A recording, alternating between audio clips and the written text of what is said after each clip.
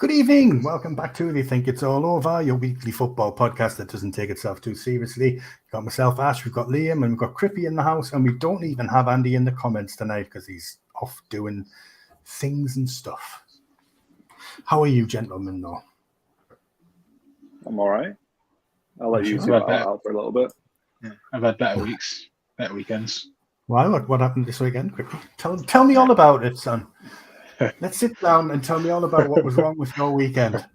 Yeah, a high defensive line pissed me off for quite a while. Yeah, that's about it. Why would it do that? I don't know what we were thinking. I don't know what we were doing. To be fair, you were in the game for till half time, yeah. Without really fucked you, but yeah, losing it didn't help. But you play in Newcastle, we've got pace out wide, and we're playing high line. You beat our trap so many times without scoring, and it was a matter of time before the goals came, wasn't it? So makes you wonder why Henry didn't change it. Yeah, we're all thinking that. We're all thinking that, yeah. Just drop them down 20 yards because we're getting absolutely hammered here. It's embarrassingly bad. Yeah, fucking good stuff for Newcastle, though. I'm not gonna lie. I mean, obviously, I was quite conservative in my match prediction. I wasn't expecting that. No, same. We looked off the pace. We looked really off the pace for parts. And if you play a high line, you have to press from the midfield. And too many times you just had the ball able to play through balls left and right without any real pressure. Like I said, the fact that McGinn got subbed off says all you need to know. He's normally the one who's the energy carrying that press, leading that press from the front, but just didn't happen at all. Didn't really get Watkins in the game much. So you deserve the win. I know the score was a bit crazy, but like you say, if we're not going to change the system that clearly isn't working, we deserve to keep conceding those kind of goals.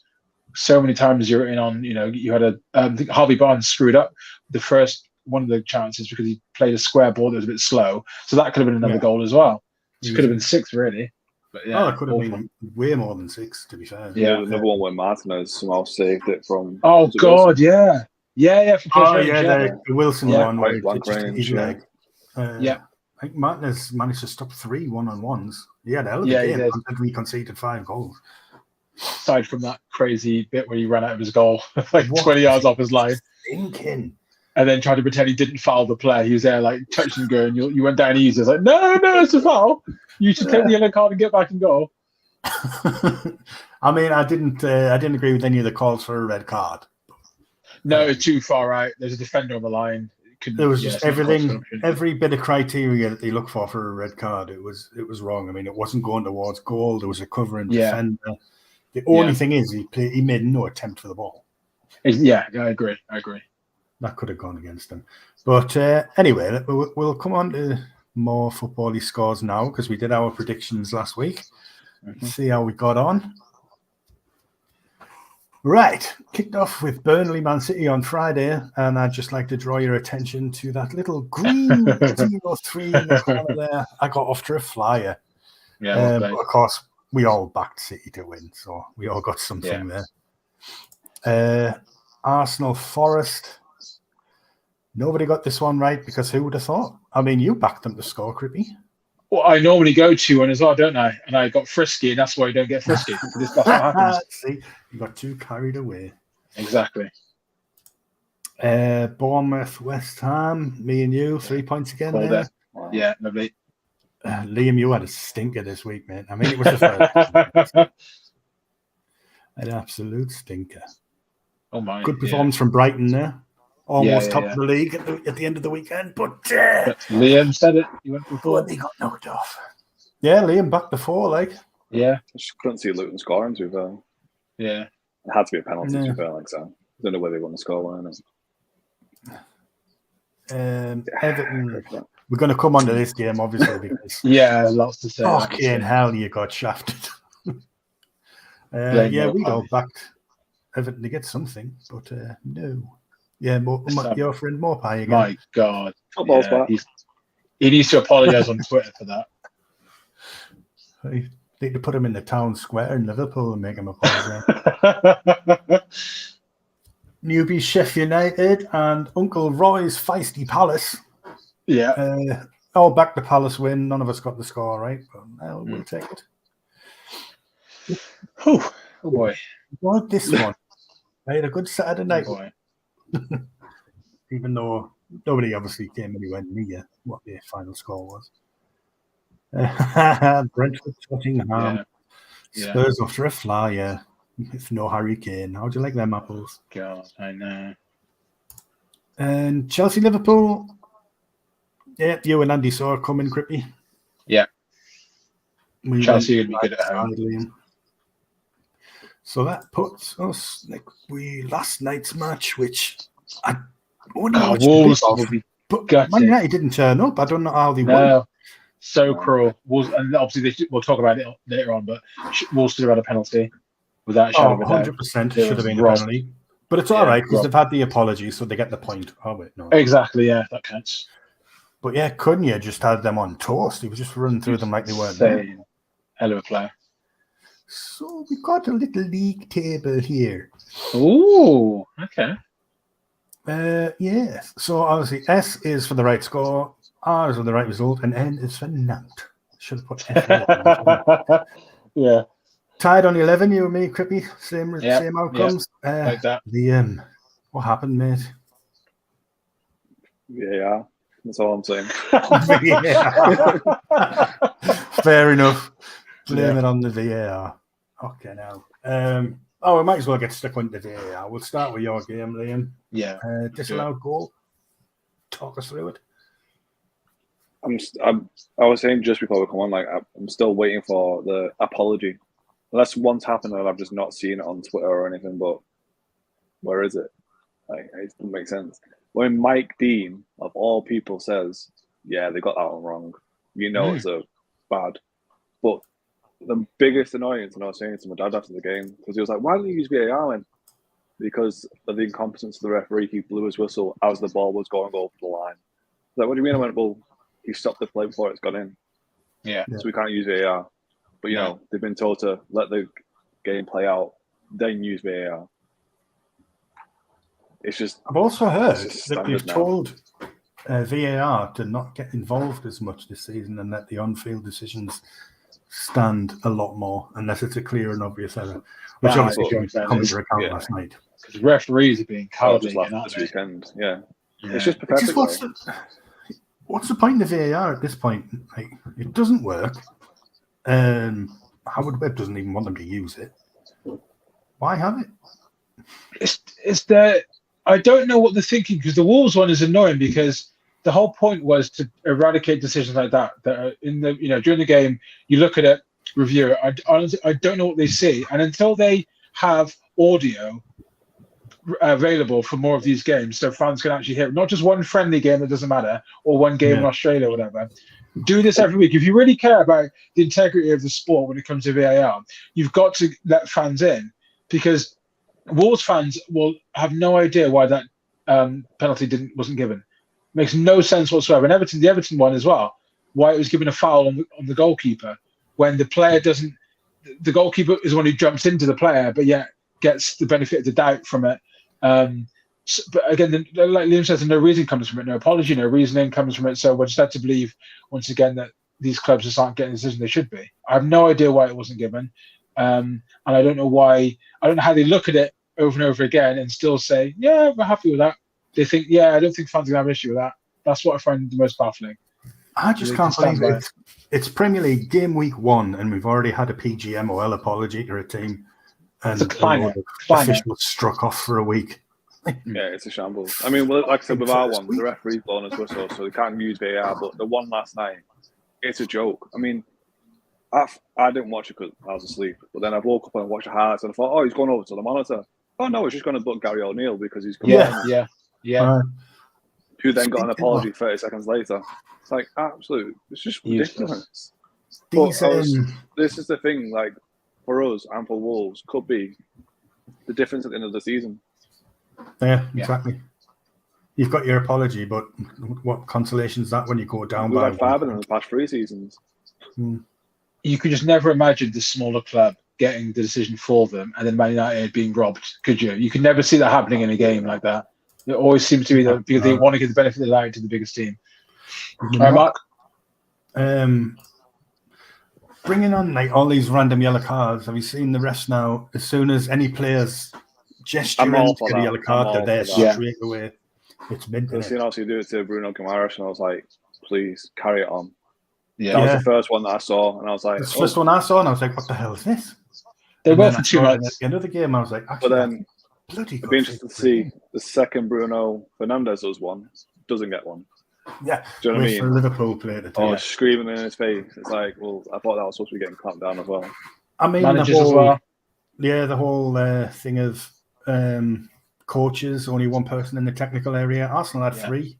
Yeah, and Arteta was yelling at the fourth official again. Yeah, like screaming in his ear when he's trying to work. He's like there, the ball's in play. He's trying to work, and Arteta screaming in his ear. Nothing doing there. Yeah, well done on clamping down on that, lads. Evening, Kevin. I know, right, Kevin.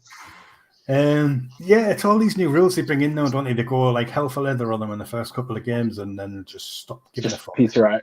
They haven't even given the officials one a chance yet. They've already given up. Yeah, yeah. But Liam, you pointed out something today. It's the Premier League's birthday. Oh yeah, 31, isn't it? Yeah, 31. Fucking hell, I am so old. So shame Andy's not here for that, because obviously Leeds won the last title, didn't they? Yeah.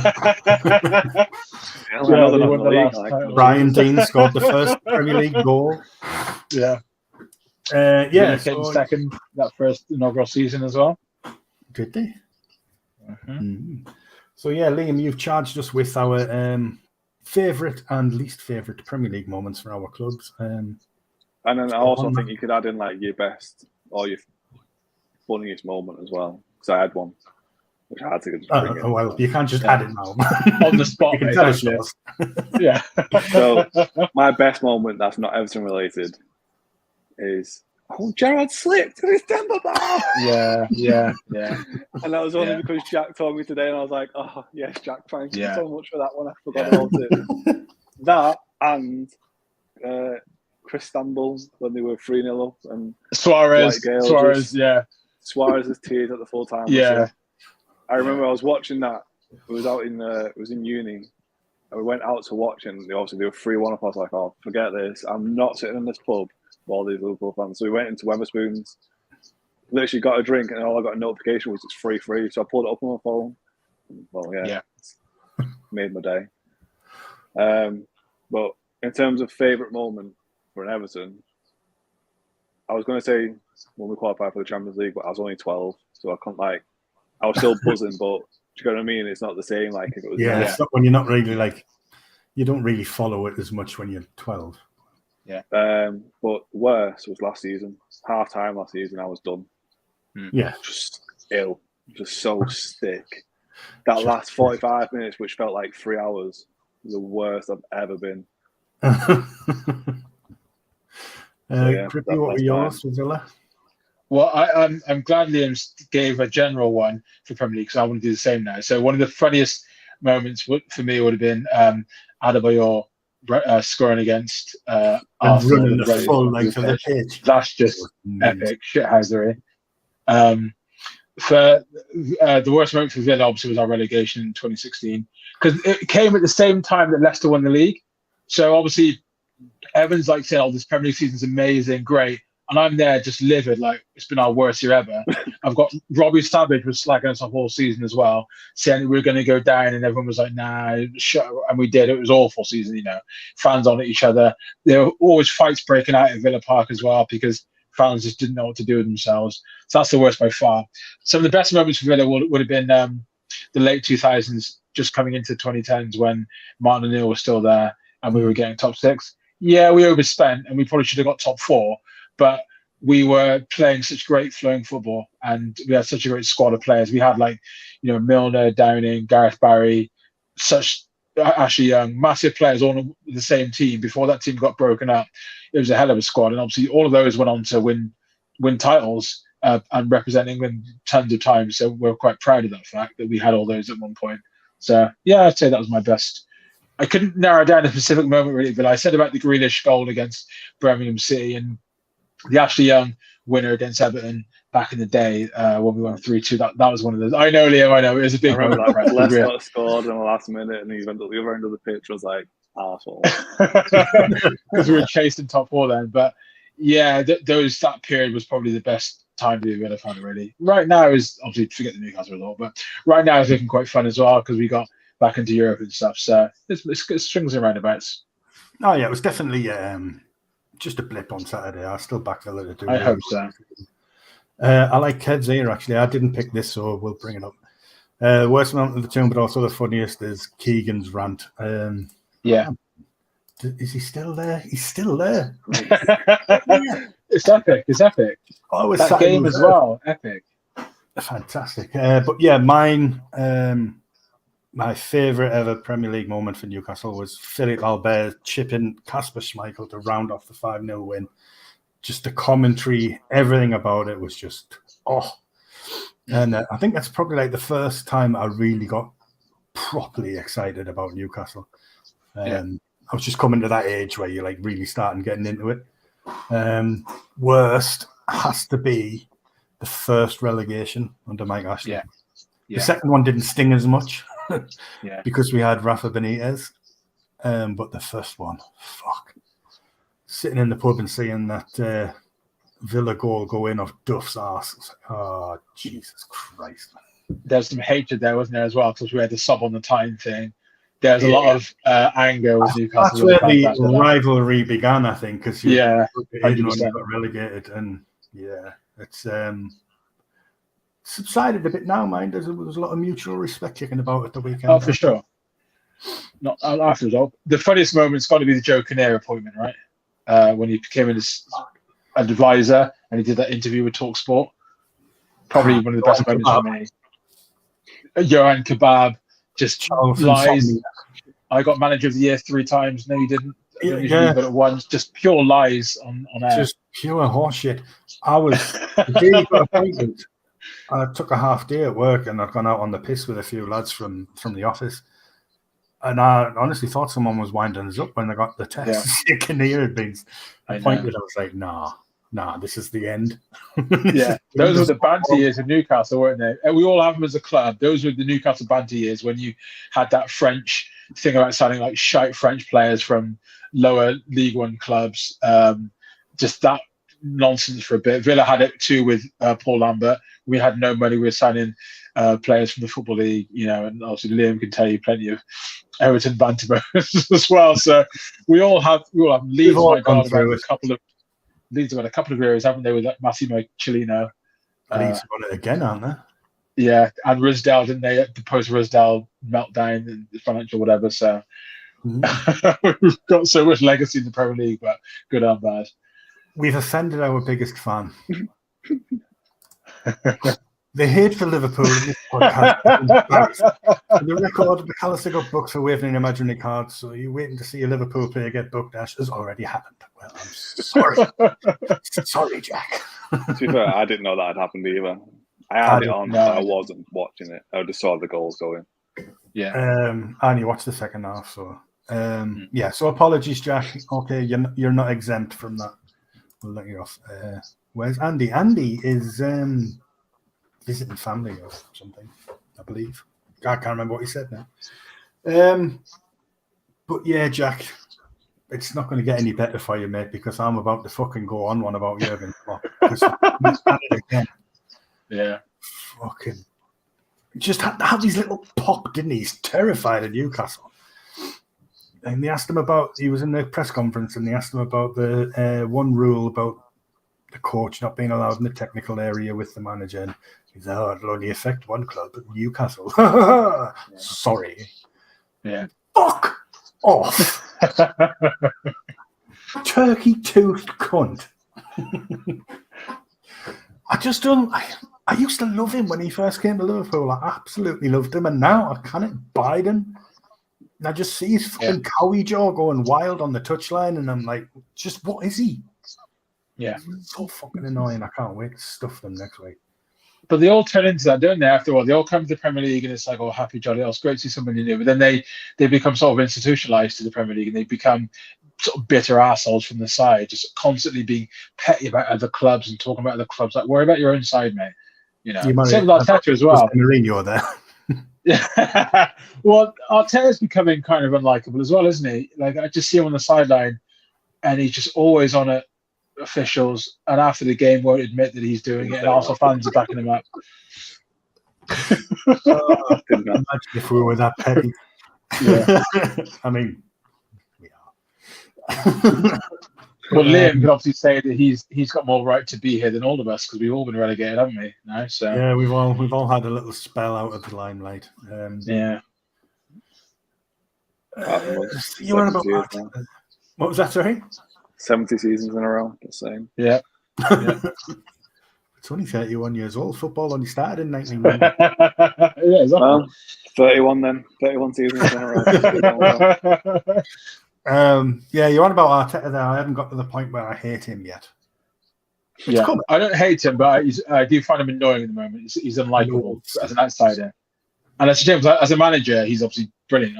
Arsenal look fantastic, but yeah, he's becoming unlikable a bit with his antics. The thing is, as well, like Pep's been around since 19canteen now. Like you'd expect him to start being bitter, but he's still just utter class. Like, he speaks bad about the opposition. He's always like pleasant about them, and then just fucking destroys them on the pitch. It's probably why. He's more annoying for talking to his players when the cameras are there. And he did it to Haaland, where he was in his ear about wanting the ball when they were trying to run the game down. It's like, just stop doing it in front of the camera. Apparently Foden had a massive go at him for doing it to him, and he respected Foden for being honest about it, because it was like, why did you keep doing it? Because then it's a story for the media to talk about afterwards, and then you're like, oh, there's nothing wrong. Then you've made all this yourself, because you can't resist doing it. I understand, like, Guardiola is a proper football nerd, and when he was at Bayern, he would call up Robin at 3 a.m. to talk about tactics and stuff. He is proper weird guy, when it comes to, he's a proper nerd. I get that, but just have a brain. When the cameras are out, just wait to the dressing room. You can say whatever you want, and it stays in house. But you can see why.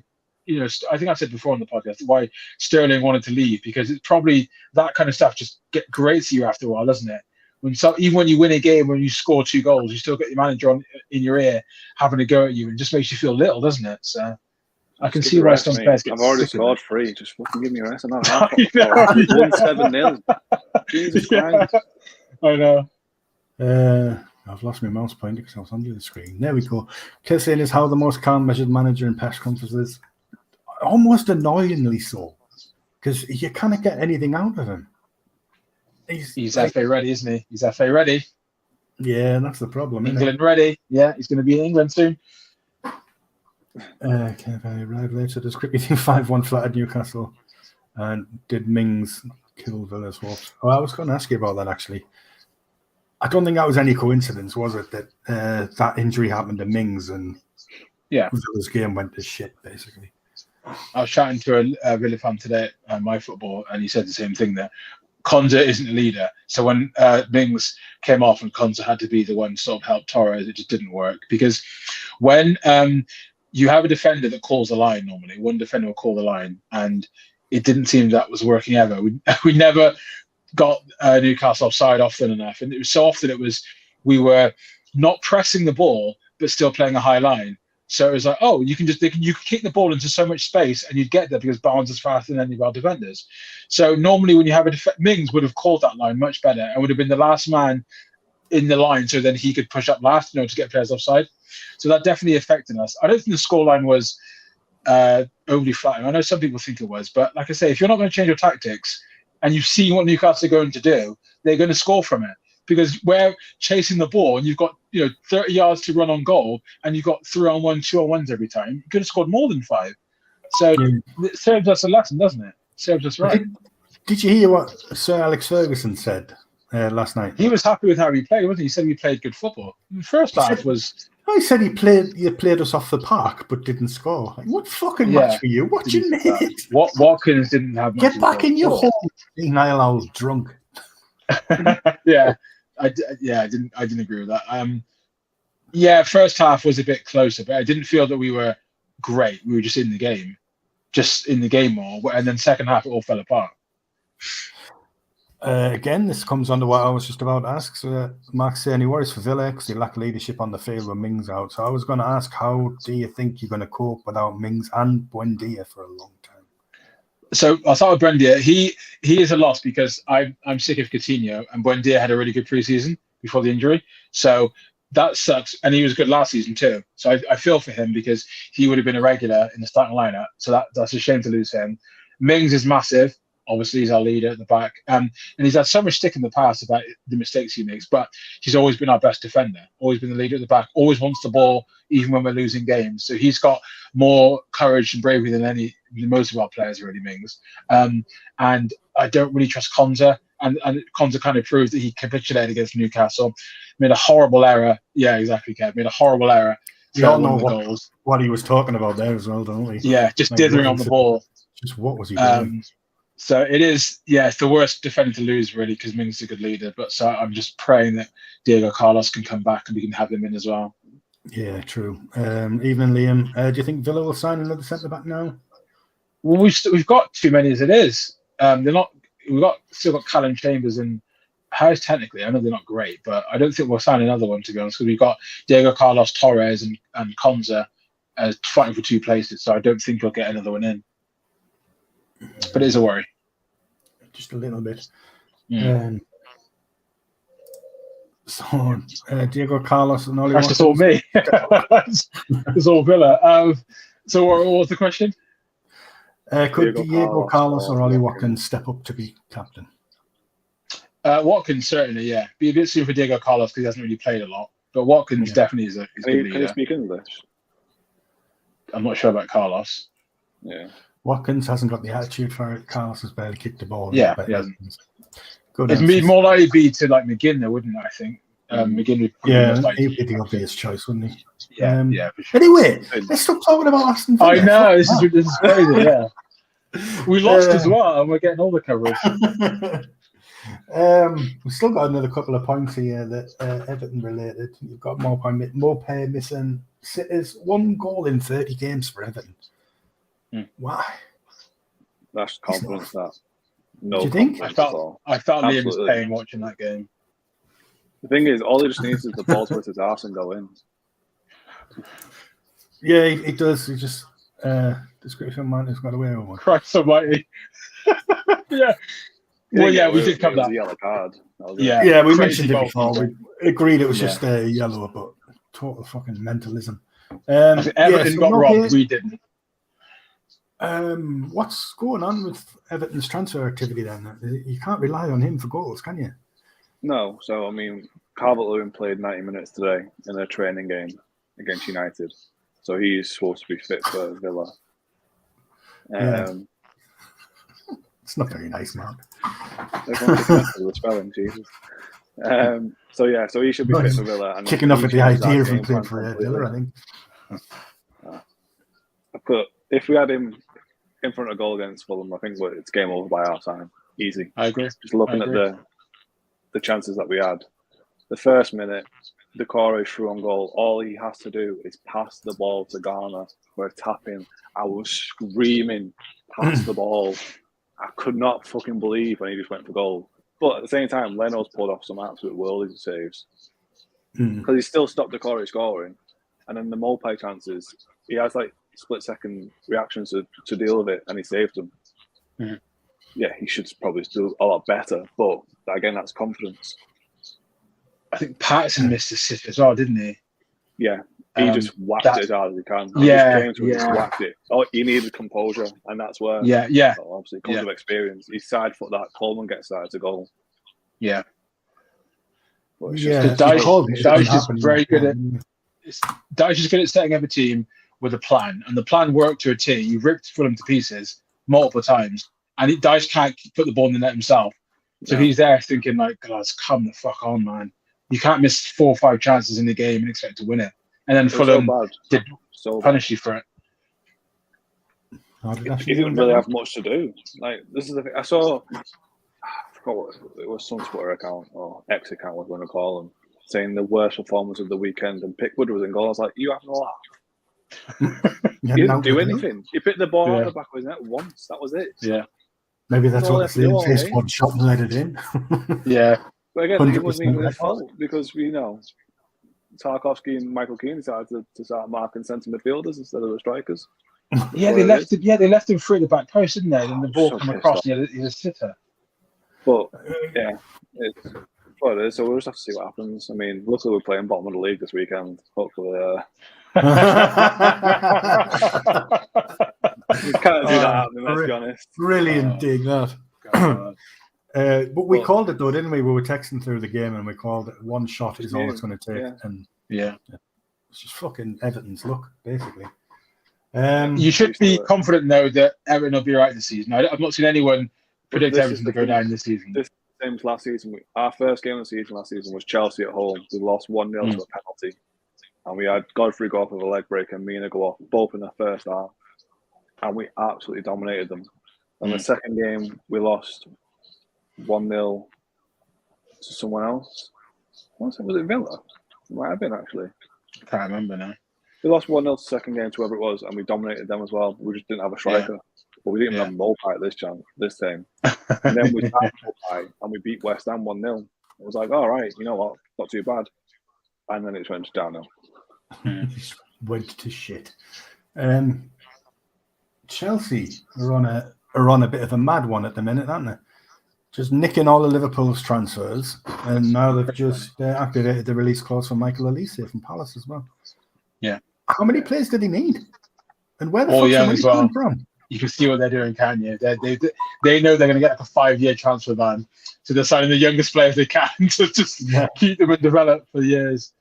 Yeah, grassed themselves up and then thought, oh shit, better do something about this. Well, this is what I don't get. Like, how the Premier League not going, you know what? No, you're not buying anymore.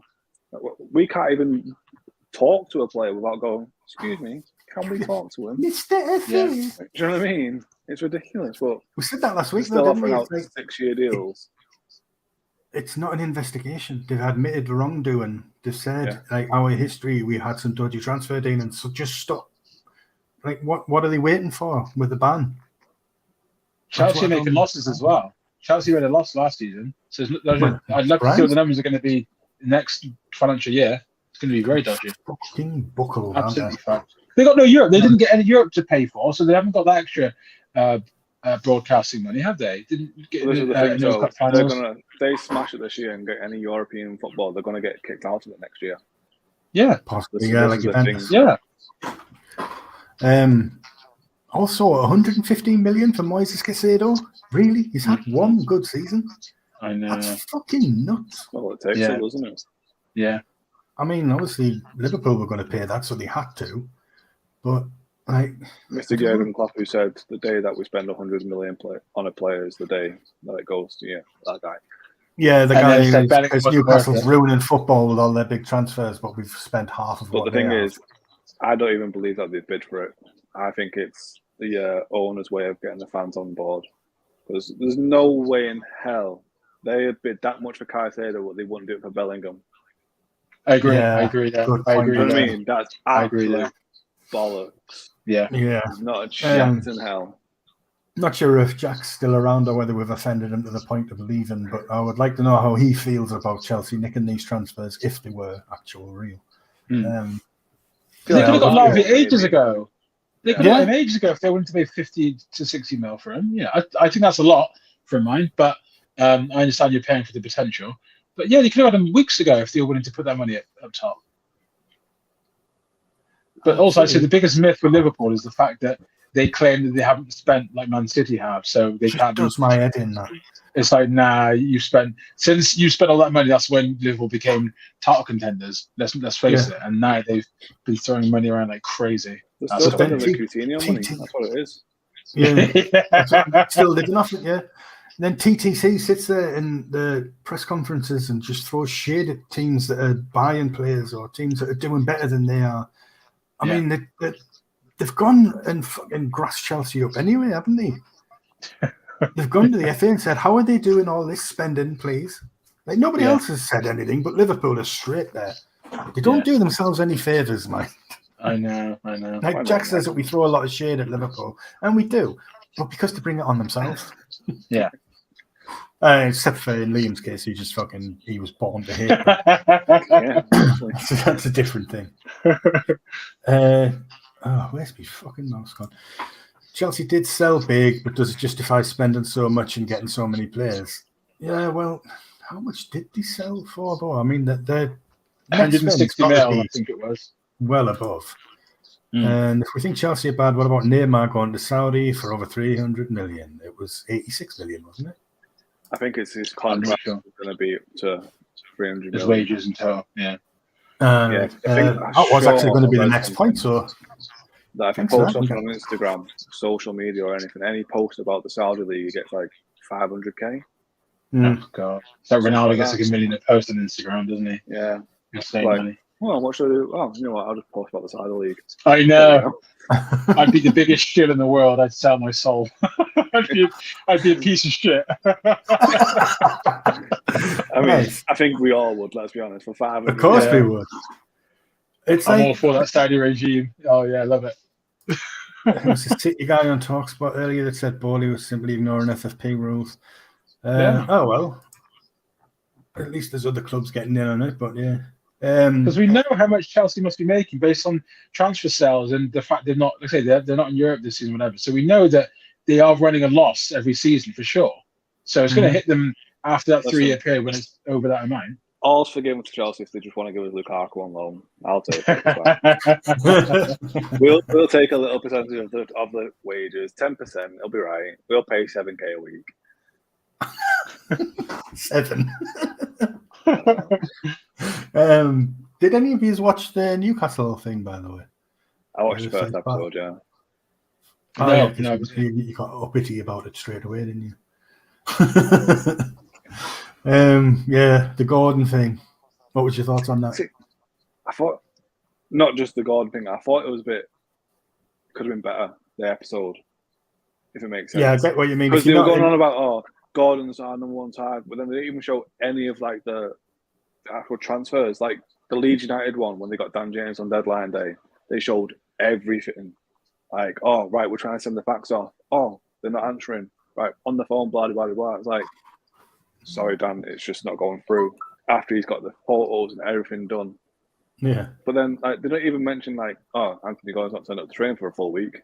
It's just turned out to be this absolute nice lot guy of it seems to be quite rushed. I thought like they barreled through over half a season in one episode.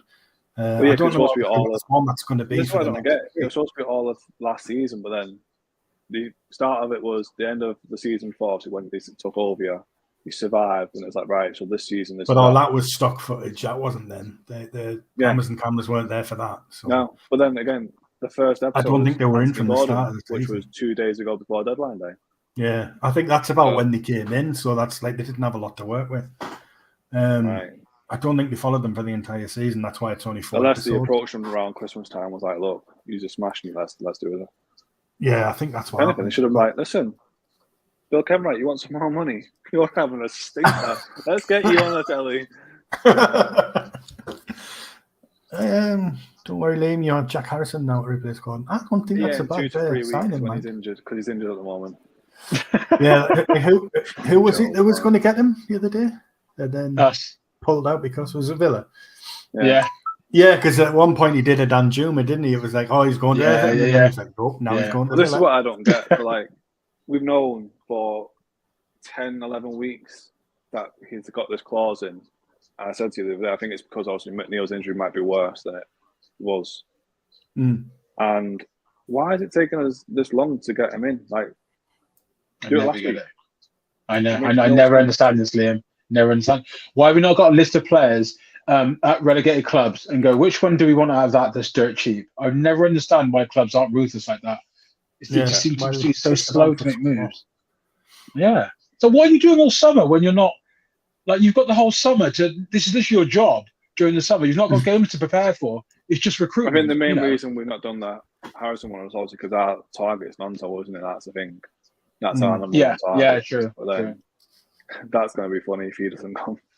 Because, I mean, he doesn't want to play for Leeds. Somerville doesn't want to play for Leeds. Tyler Adams has been told that he's not welcome at Leeds. Bamford wants to play, but he's not welcome at Leeds. So, do you know what I mean? 700 Like, injured players, Yeah. 600 sold players. They've got 3 fit ones.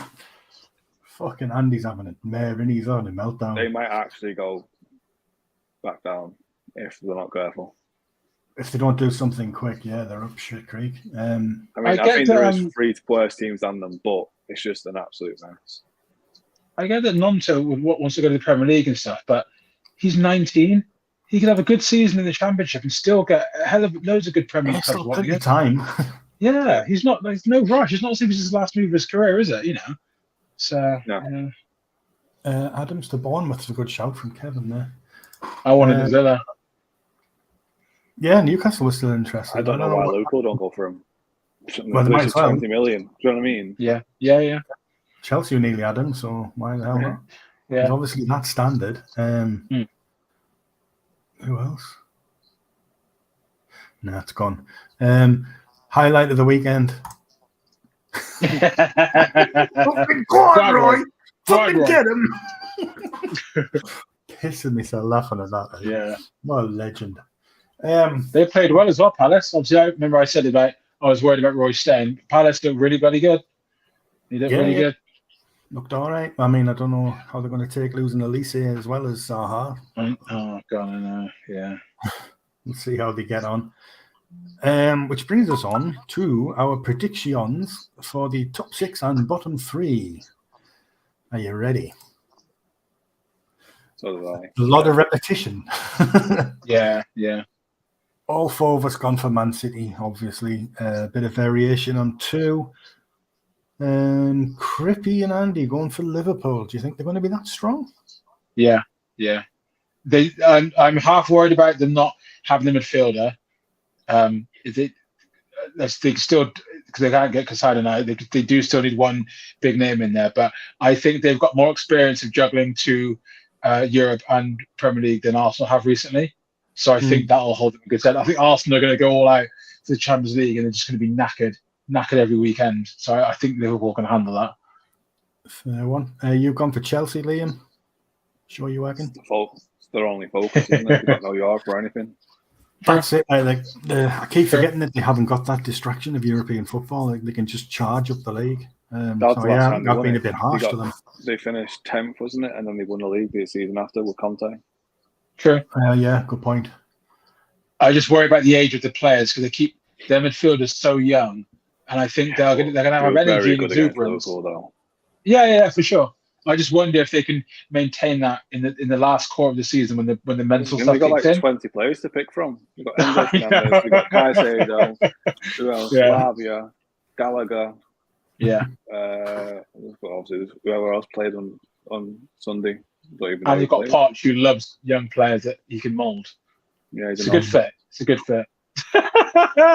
Not the opinions of myself with the podcast. Third place, Liam, me and you have gone Liverpool here. I don't know if it's stuck in your throat as much as it did mine. I'm used to it now. Yeah. I think I've put that there out of fear more than anything else. I don't know. After seeing them the other day, I'm not convinced. Crippy, you were writing Arsenal off 30 seconds ago, and you've actually got them third. Yeah. I still think they'd be very good. I just don't think they're going to maintain any sort of title challenge. I don't think that's a priority this season. I think they're going to just say Europe, do something in Europe, and then, yeah. Why not? I've gone Newcastle for 4th. I originally had them 8th, but after Saturday, I had to reassess everything. Yeah.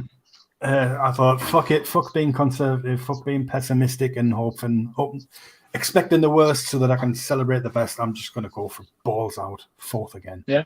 Liam, Arsenal. Yeah, I think that's a good shout, mate. Crippy, Man United. Yeah. They were awful against Wolves, I admit, but they were still pretty solid last season. When with Ten Hag, so I think they could do with another striker for sure. Unless Holland does all right, but I think they're good for top 4. I think I would prefer put one of them over Chelsea, to be honest. I was going to put them 4th until I saw that shambles last night, and obviously Saturday. Garbage. Yeah. Oh, good old Andy's got us 4th. What a legend. Love that man. Yeah, so I went Man United 5th. It was a coin toss, to be honest. 4th or 5th, Man United and Newcastle. Liam, you've gone 5th. I'll take that, mate. I appreciate that. Yeah, I mean, I think it'll be close between Newcastle United and Manchester United. Well, 5th and 6th. Same as last year. A bit like last season, yeah. Yeah. Crippy, you've got Chelsea 5th. Are you like me, just forgot that they didn't have Europe as a distraction? I sort of, but I also don't think they're ready yet. I think they're still working out who they are. And I think maybe next season they should probably challenge for something with the squad that they've got. I just think this season's going to be a bit too soon for them. Man City are obviously a polished team. They're miles ahead. Liverpool, I'm torn with putting them 2nd because their midfield still isn't ready. But Arsenal are obviously polished as well. I just think Europe's going to be a factor. I also think that about Newcastle, Europe might kind of screw you over, Ash, a bit. That was my first thinking. Obviously, time will tell. Yeah. But our squad's looking pretty good now. Maybe just one more player and we'll be set. To round it off, I've gone Chelsea, Liam Man United, you've gone us, and Andy's gone Chelsea. So we've all used the same 6. And as Kev says, no one's put Spurs in the top 6. Yeah. And that was, I think, that was going to be the case before Harry Kane went. Yeah. Did not rate them at all. Yeah. Crippy doesn't think Villa will be in top 6. I almost put you in there. No, I said way before the Newcastle thrashing, I said that everyone's getting way too excited about Villa just because we got top 6 last season. I think we overachieved last season. I love our squad.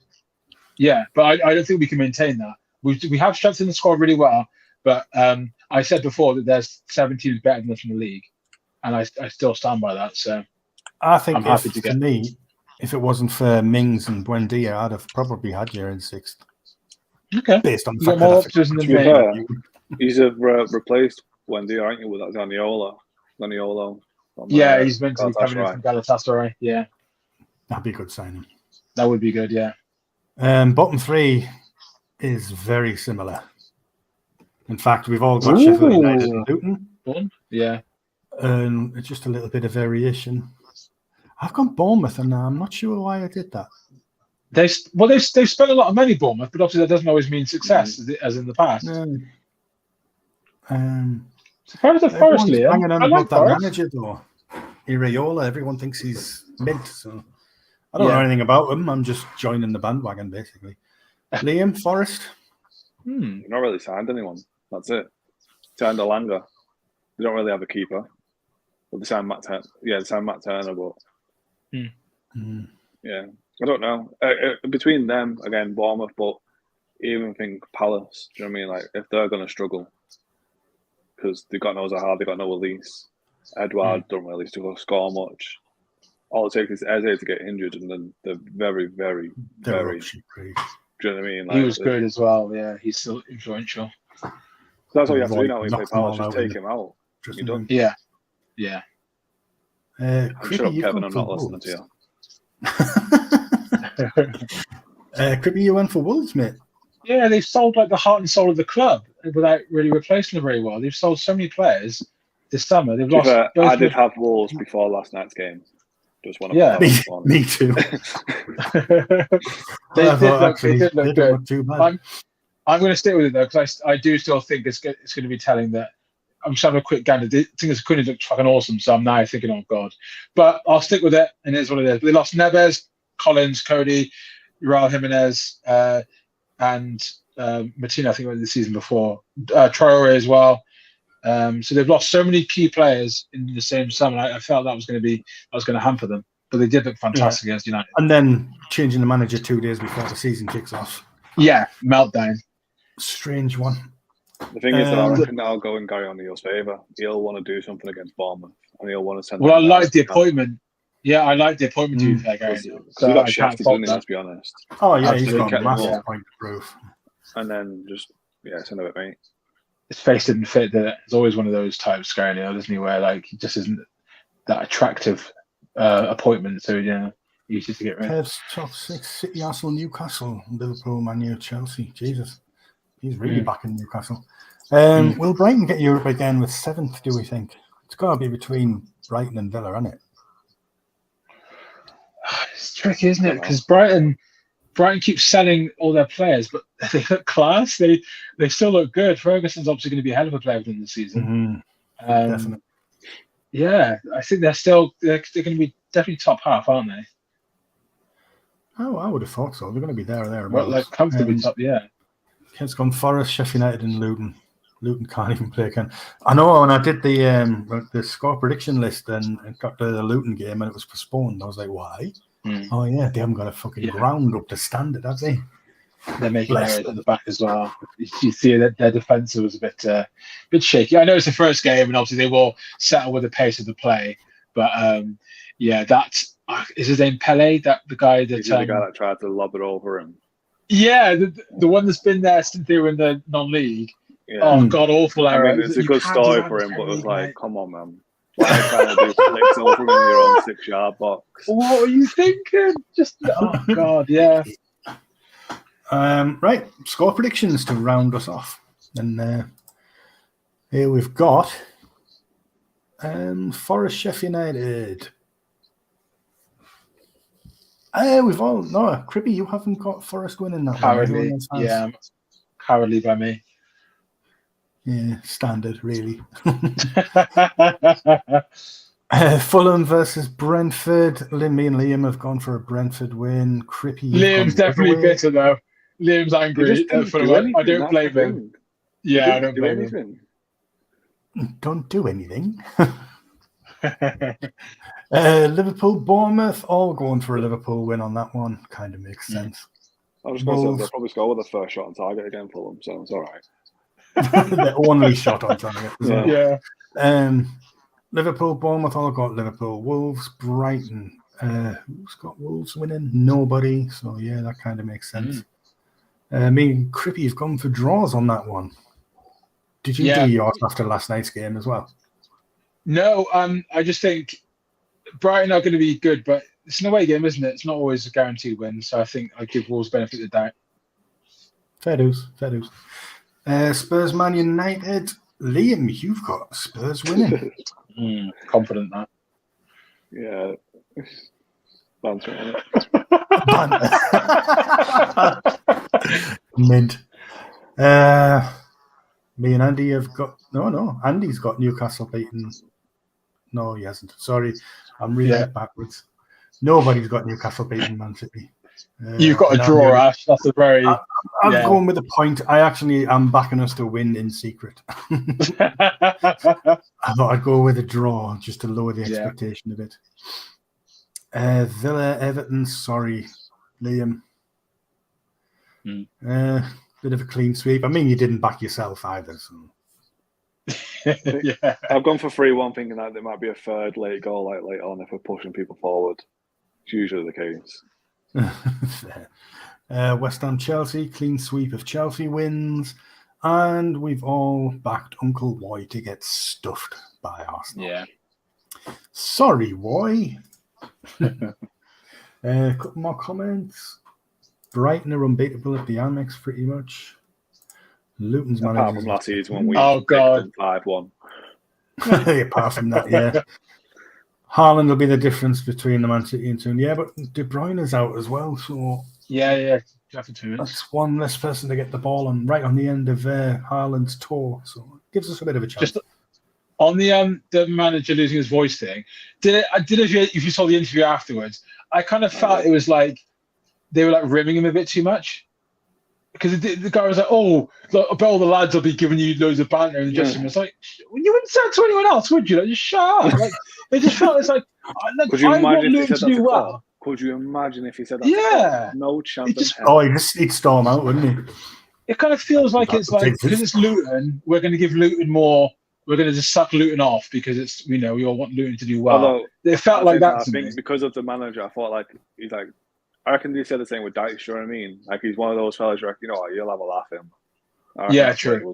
Mainly, but I get what you mean. It was like, come on, it's his first game in the Premier League. He's going to shout all game, isn't he? Exciting. Yes. Give him a rest. Haaland v. Botman, an expected good battle. It's going to be a hell of a battle. I'm looking forward to it. Anything else to add, lads, before we disappear for a week? There's only one thing I remembered or wanted to mention, actually. So, obviously, Kane's gone now, hasn't he? So, obviously, he's given up on Shearer's record. Why are we so fixated on this Premier League record when, obviously, it's the first division? I saw it this morning on TikTok, and I was like, you know what? That's so true, because... You are. So, why are we not thinking of Dixie how Dean? many titles... No. How many titles have Liverpool won? Right. So, do you get what I mean? It's not one. Yeah, I get what you mean. Yeah. So apparently, very true. He was the only person to have ever scored goals. Well, no, I think it's is it Tom Finney, maybe, or someone else. I don't know whoever it is, but he's got like 150 more goals than Shearer. And it's like, oh yeah, just because it was after 92. Like I said, 92, start of football. Yeah. If that's the case, Liverpool have only ever won one league, and I'm all for it. We actually shouldn't even do total goals because there are more games. There are when there's more teams, so it should actually be like goals per game or something, shouldn't it? Or something equivalent. Yeah, no, because I reckon Salah will probably be top then as well. So no, let's not do that. Yeah, on that bombshell. I think that's it for this week, gents. Another good one. Yeah. We will be back next Tuesday. I have no idea if Andy's with us or not next week. Can't keep up with this crazy schedule. But we'll be back, so that's good. Yeah. Good. Right, Tuesday, 8 o'clock next week. I think it's all over. It is now.